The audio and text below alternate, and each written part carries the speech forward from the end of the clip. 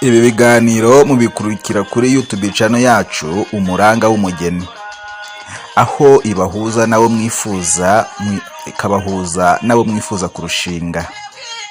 Duhereye kuri uyu wa mbere wiyise ngo ni mukecuru, yavuze ngo nanjye ndi umumama, ndifuza umukunzi uri seriye kandi ukuze, wumva twafatanya, wasiga namba yawe hano. Ariko icyitonderwa, uzi ko uri munsi y'imyaka 35 ntazampe namba ye. Murakoze, Yesu abahe umugisha kandi umwaka mushya muhire wa 2021. Hakurikiraho uwitwa Claire. Nifuza umuntu unkunda akanyitaho mu buzima bwanjye, kandi bibaye byiza yaba afite kuva ku myaka 40 kuzamura. Murakoze, yahamagara kuri izi nimero 078 23 45 57 2. Imana kandi ikomeze kubaha urugo rwiza. Undi nawe dukurikijeho yitwa Brian. Ngo ibyanjye byo birihariye, niko yayivuze. Yagize ngo ibyanjye birihariye, ndashaka umukobwa duhuje tukubaka kandi nta mikino. Amazina yanjye y'ukuri ntabwo nayatangaje hano, gusa ndi umusore mfite imyaka 29. Navukanye ubwanwa kuko gatera sida, none nifuza umukobwa nawe wavutse yisanga gutyo kandi utarengeje nawe imyaka 29. Umva twahuza yanyandikira akoresheje email Kigali rimwe iya cyangwa se i nkuko wandika amaso @gmail.com. Hanyuma noneho ibindi tukazabiganira, tugahanana izindi adresse n'izindi contacte ku bundi buryo, ariko twabanjije kuganira dukoresheje email.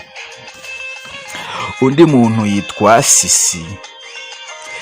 We aragira uti, njyewe ndi umudamu mfite abana 3 mba hanze y'igihugu cy'u Rwanda, ndifuza umugabo turi mu rwego rumwe kandi wiyubaha, usenga, ufite gahunda.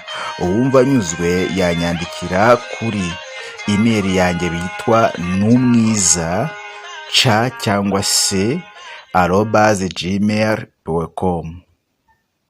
Hanyuma rero akaba yifuza uri mu rwego rumwe, uri mu kigero kimwe nawe, buriya mu yandi magambo nawe ni umuntu mukuru kandi nawe ufite urubyaro.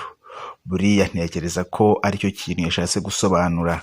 Ahangaha rero naho ndushijeho kubifuriza ihirwe no kubifuriza urugo ruhire.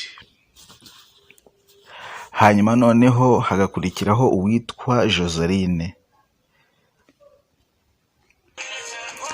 Joseline we aragira ati, muraho neza, nshaka umukunzi twakundana by'ukuri, dufite gahunda yo kubana. Ndi imibiri yombi, mfite 1.60 m, narangije segonderi, gusa nta kazi ndabona. Ndifuza umukunzi ufite akazi, birushijeho yaba yarize kandi ntamusumba. Uko yabasa kose nta kibazo. Ntuye Rubavu, uwakumva twafatanya urugendo. Namba yanjye ni iyi ngiyi, ni 078 97 33 434.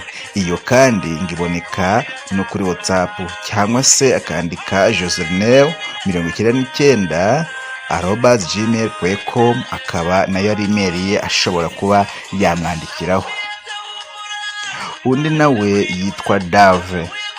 Umuraho, nitwa Dave, ntuye kandi nkorera ubucuruzi mu gihugu muri Lusaka muri Zambia. Mfite imyaka 29, 1.70 m, mfite A0. Ndashaka umwari ukuze, ukunda, uzi gukorana umwete, byibuze ufite hagati y'imyaka 25 na 30, wize kandi ashobora kugerageza kuvuga Icyongereza, ni akarusho. Ubumva rero abishoboye cyangwa twahuza tukaganira tukareba ko ibiganiro byacu byatanga umusaruro, yampamagara cyangwa se yanyandikira ahangaha plus 260 970 196 045.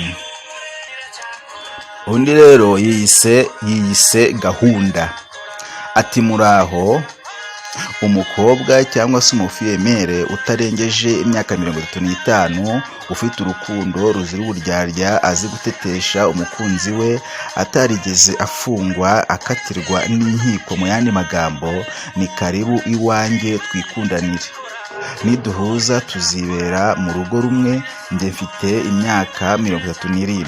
Icyitonderwa, ufite gahunda yo kujya mu rukundo nanyandikire kuri WhatsApp plus 236 75 48 61 34. Kandi udafite gahunda ntanyandikire, nta mwanya mfite wo guta. Murakoze.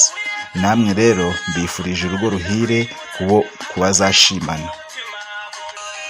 Nkurikijeho uyu nguyu witwa ngo ni Mary we aragira ngo nshaka umusore ukuze uri